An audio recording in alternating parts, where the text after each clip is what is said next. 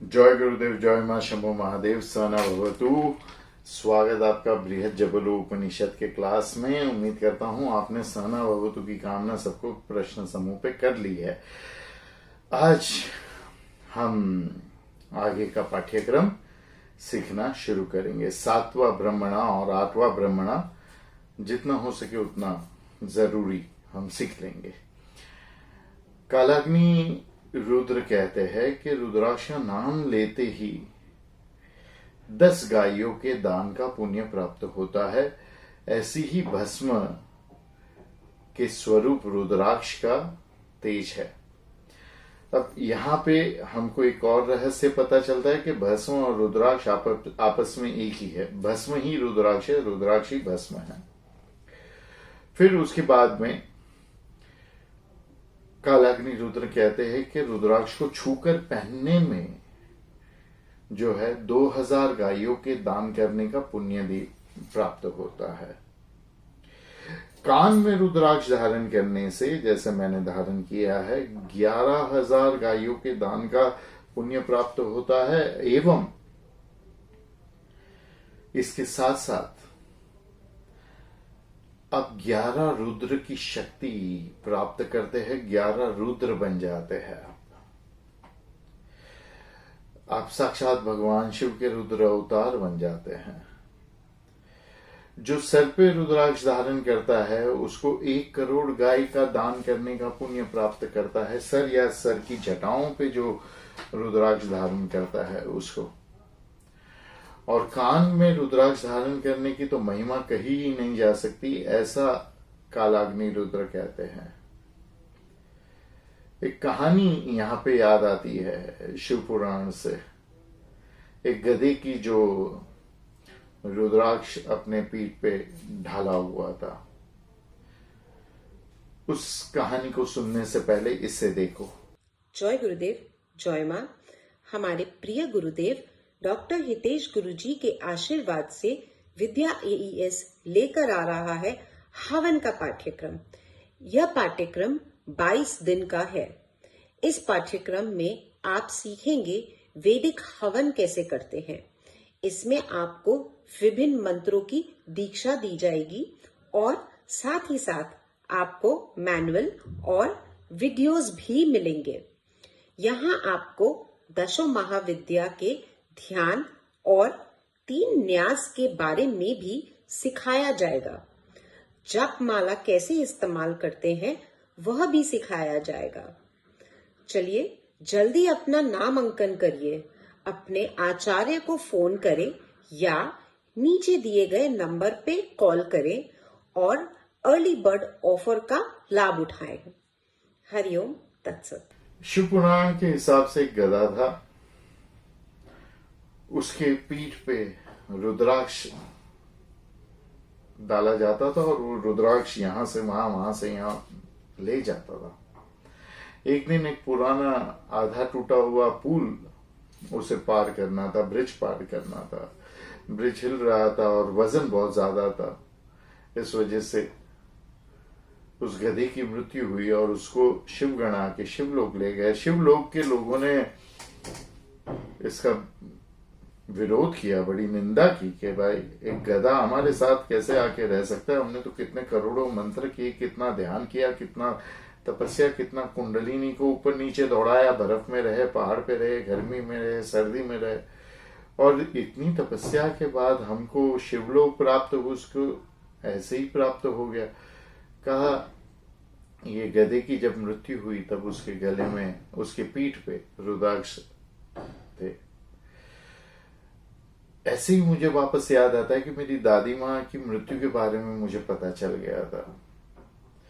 मृत्यु का अंदाजा, मृत्यु का की भविष्यवाणी हो जाती है भगवान की कृपा से। बचपन से ही ये है। मुझे, मेरे बेटे को जो तभी बहुत छोटा था उसको भी हो गई, और दादी के मृत्यु की खबर दादी ने भी दी थी कि मैं जाने वाली हूं। तब मैंने उनके गले में अपना रुद्राक्ष डाल दिया और उन्होंने जब प्राण छोड़े तब उनके गले में रुद्राक्ष था। तो रुद्राक्ष पहनकर अगर आपके प्राण छूटते हैं तो उससे बड़ा पुण्य कोई नहीं है। अब हम कालाग्नि रुद्र कितने रुद्राक्ष कहाँ पे धारण करने चाहिए इसके बारे में कहते हैं वो सुनेंगे, लेकिन उससे पहले ये देखें। जय गुरुदेव, जय माँ। ठीक है ठीक है ठीक है, आपको पता है ये सारे अंक मुझसे कह रहे हैं कि मैं आपको बताऊं कि इन्होंने पूरी तैयारी कर रखी है आपके साथ इनके सारे राज साझा करने के लिए। जी हाँ, विद्या एईएस लेकर आ रहा है आपके लिए एक बहुत ही बेहतरीन और सरल सा पाठ्यक्रम न्यूमरोलॉजी यानी कि अंक शास्त्र का। और यह अंक शास्त्र का पाठ्यक्रम सिखाएंगे स्वयं डॉक्टर श्री हितेश गुरुजी। मैंने खुद यह पाठ्यक्रम गुरुदेव से सीखा है और मुझे इसका बहुत अधिक लाभ हुआ है। अब यही लाभ उठाने की बारी आपकी है। तो चलिए फिर अधिक जानकारी के लिए और सबसे बढ़िया अर्ली बर्ड का लाभ उठाने के लिए आपके आचार्य से संपर्क करिए या फिर नीचे दिए हुए नंबर्स पे कॉल करिए। हरिओम तत्सत। तो कालाग्नि रुद्र कहते हैं कि 43 रुद्राक्ष और एक गुरुमणि 45 सर पे, सर की जटाओं पे, एक या 3 कान में पहनने चाहिए, या एक पहनो या 3 पहनो हर एक कान में। और 12 रुद्राक्ष जो है वो जटाओं पे, 12 रुद्राक्ष कान पे भी पहन सकते हैं, गले में 32 और एक गुरुमणि 33, और हर एक बाहु पर यहाँ पे 16, कलाई पे 12 और अंगूठे पे 6 ऐसे अलग अलग रुद्राक्ष धारण किए जा सकते हैं। अभी ये बात जो है ना, ये अलग अलग शास्त्र में अलग अलग बताया गया है कौन से अंग पे कितने पहन सकते हैं, लेकिन लगभग सभी शास्त्रों ने बाहु पे 16 कहे हैं और कलाई में 12 कहे हैं। तो इसको आप कैसे भी धारण करें, इसमें कोई चिंता की बात नहीं है, क्योंकि सभी शास्त्रों का मत अलग अलग है इस बारे में। अभी अगला वो जो कहते हैं, वो कहते हैं कि हर एक व्यक्ति जो रुद्राक्ष और भस्म धारण करता है उसको संध्या नियमित रूप से करनी चाहिए रोज, और मुंज का घास धारण करके संध्या करनी चाहिए। मुंज का घास जो है हम यहाँ पे धारण करते पूजा करते वक्त, या पुराने जमाने में मुंज की जनेऊ पहनते थे, मतलब जनेऊ पहन के आपको संध्या करनी चाहिए। जनेऊ के अनेकों अनेक लाभ है। पहले आपने अगर हनुमान चालीसा पहनी सुनी हो तो कांधे मुंज जनेऊ साजे, मुंज की घास की जनेऊ कंधे पे। हमारा कोर्स भी है हनुमान चालीसा पे, उसको आप आचार्य से कहे कि आपके लिए फिर से शुरू करें। मेंबर्स के लिए कुछ काफी कम में या ऐसे कुछ हम अनाउंस करेंगे। तो जो हनुमान चालीसा में मुंज घास की जनेऊ कही गई, मुंज घास को ऐसे ऐसे आपस में घिसो तो रस्सी धागा बन जाता है, तो उसकी पुराने जमाने में रस्सी भी बनाई जाती थी और जनेऊ भी बनाई जाती थी। तो मुंज घास जो है ना, ये बहुत ही पवित्र माना जाता है, और जनेऊ जब आप धारण करते हैं तो पूरा दिन भर आपकी लेफ्ट नासिका चलती है, और जहां जहां लेफ्ट नासिका नहीं चलानी है वहां पे जनेऊ निकाल देते हैं या राइट कान पे चढ़ा देते हैं। तो जनेऊ पहनना आपको बहुत अत्यधिक लाभ देता है, और संध्या तो हर व्यक्ति को हमेशा करनी ही चाहिए। तो इससे 7वां ब्रह्मणा पूरा होता है। 8वां ब्रह्मणा शुरू करे उससे पहले इसको देखो। जय गुरुदेव, जय माँ। सांसारिक सुखों से लेकर आत्म साक्षात्कार तक कुछ भी प्राप्त करने के लिए महाश्री विद्या सबसे छोटा और सबसे तेज, फिर भी एक पक्का मार्ग है। ये बहुतायत की एक ऐसी सुनहरी कुंजी है जिससे आपको कई लाभ प्रदान होंगे। जैसे माँ के आशीर्वाद से आप बहुतायत को आकर्षित करेंगे, आप बहुत सारा सोना आकर्षित करेंगे, आपके सारे आर्थिक समस्याओं का नाश होगा और आप धन आकर्षित करेंगे। आप सुनहरे अवसर तथा सुनहरे लोगों को आपके जीवन में आकर्षित करेंगे। आप स्वास्थ्य और खुशी की जो दिव्य चमक है उसका आनंद लेंगे। और सबसे आखिरी लाभ जो है, इसे आप कम ना समझे,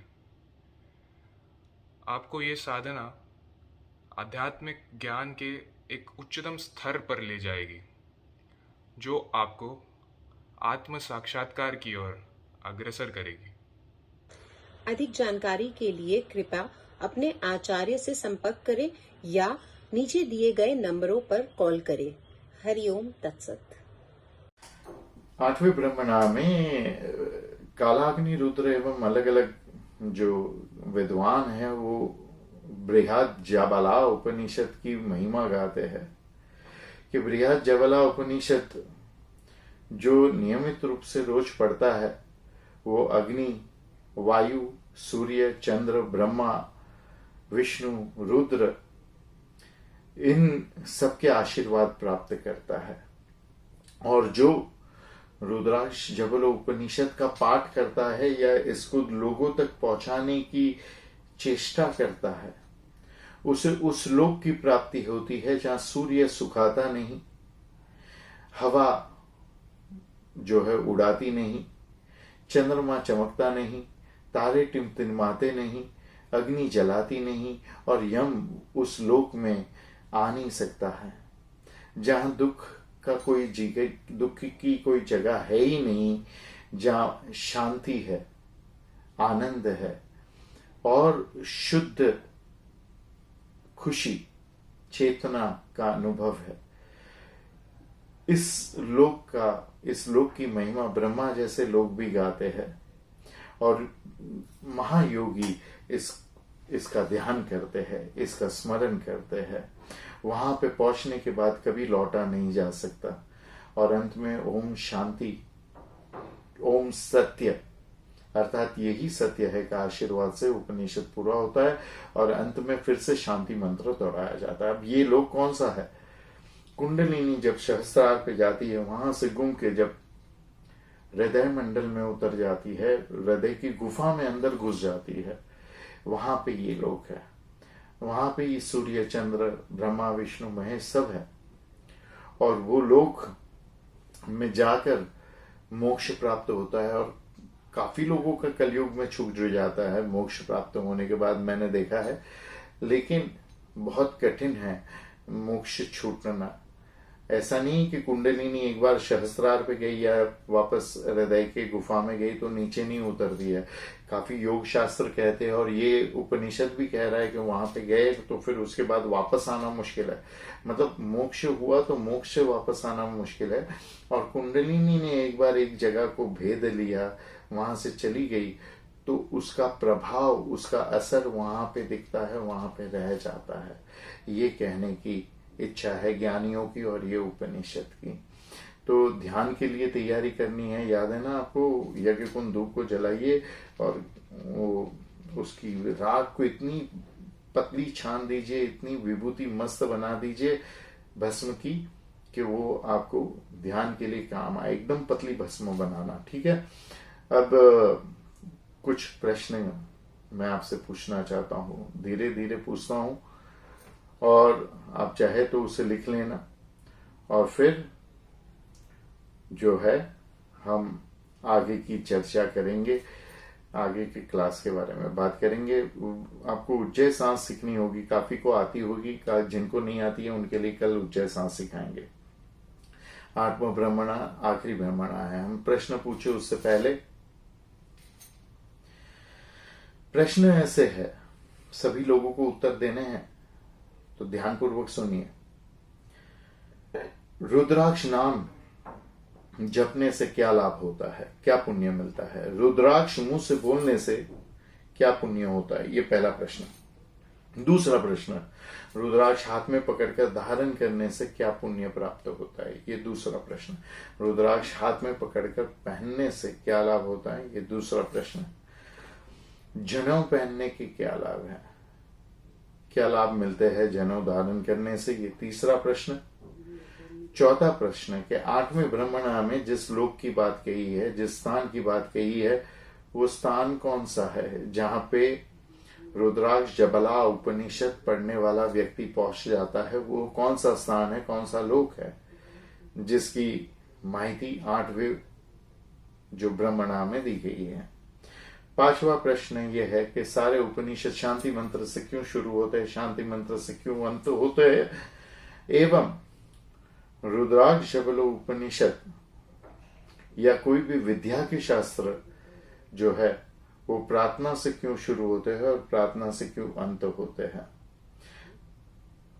शांति मंत्र से उपनिषद की शुरुआत और अंत क्यों होती है और प्रार्थना से सारे विद्या के शास्त्रों की शुरुआत और अंत क्यों होती है, ये बताइए। तो आपके प्रश्नों का हमको उत्तर का हमको जो है इंतजार रहेगा प्रश्न समूह पर। प्रश्न हो तो अपने साथी से पूछे, वरना हमें प्रश्न समूह पर पूछे। हरिओम तत्सत।